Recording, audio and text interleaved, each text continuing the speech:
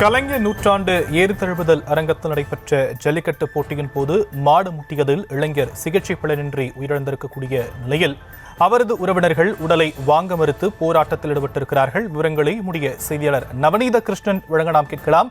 நவநீத கிருஷ்ணன், விரிவான விவரங்கள்.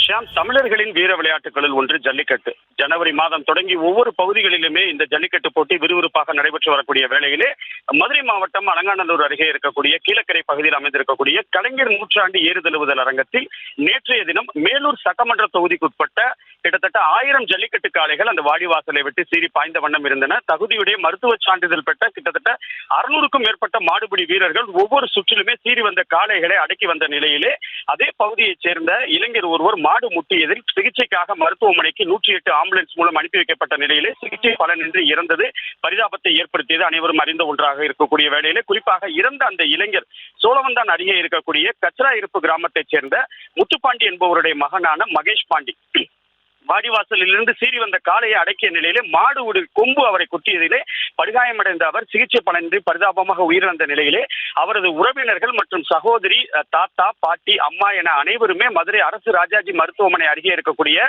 பிணவரை அருகே அவர்களுடைய உரிய நீதி கிடைக்கவில்லை, அவர்களுக்கு நிவாரணம் வேண்டும் என்கின்ற நோக்கிலே திடீர் சாலை மறியலில் ஈடுபட்டார்கள்.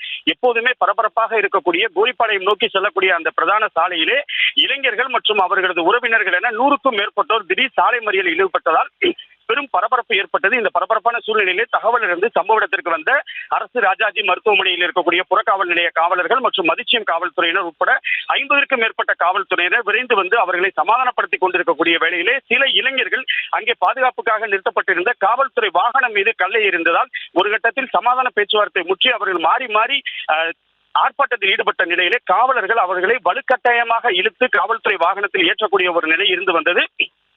இளைஞர்களை காவலர்கள் வலுக்கட்டாயமாக இழுக்கக்கூடிய நிலையிலே இறந்த நபருடைய உறவினர்கள், பெண்கள் என அந்த இளைஞர்களை அவர்கள் கைது செய்ய விடாமல் தடுத்து வாக்குவாதத்தில் ஈடுபட்டதால் நீண்ட நேரம் பரபரப்பான ஒரு சூழ்நிலை காட்டப்பட்டது. குறிப்பாக எப்போதுமே பரபரப்பாக இருக்கக்கூடிய இந்த கோரிப்பாளையம் சாலையில் அந்த பகுதியில் இருக்கக்கூடிய பள்ளியிலுமே மாணவர்கள் பள்ளி முடிந்து பேருந்து நிலையத்திற்காக வரக்கூடிய வேளையிலுமே அந்த பகுதி முழுவதுமாக ஆர்ப்பாட்டக்காரர்கள் சாலை மறியலில் ஈடுபட்டதால் பரபரப்பான ஒரு சூழ்நிலையில் காவல்துறையினருக்கும் சாலை மறியலில் ஈடுபட்டவர்களுக்குமே ஒரு வாக்குவாதம் ஈடுபட்டு காவல்துறையினர் வலுக்கட்டாயமாக அவர்களை கைது செய்து வாகனத்தில் ஏற்றக்கூடிய ஒரு சூழ்நிலை அரங்கேறி இருப்பது குறிப்பிடத்தக்கது. மொத்தத்தில் ஜல்லிக்கட்டு போட்டியின் போது மரணமடைந்த அந்த நபருக்கு உரிய நிவாரணம் வேண்டும் என்று அவர்களது உறவினர்கள் சாலை மறியலில் ஈடுபட்டது குறிப்பிடத்தக்கது. விரிவான விவரங்களுக்கு நன்றி நவநீத கிருஷ்ணன்.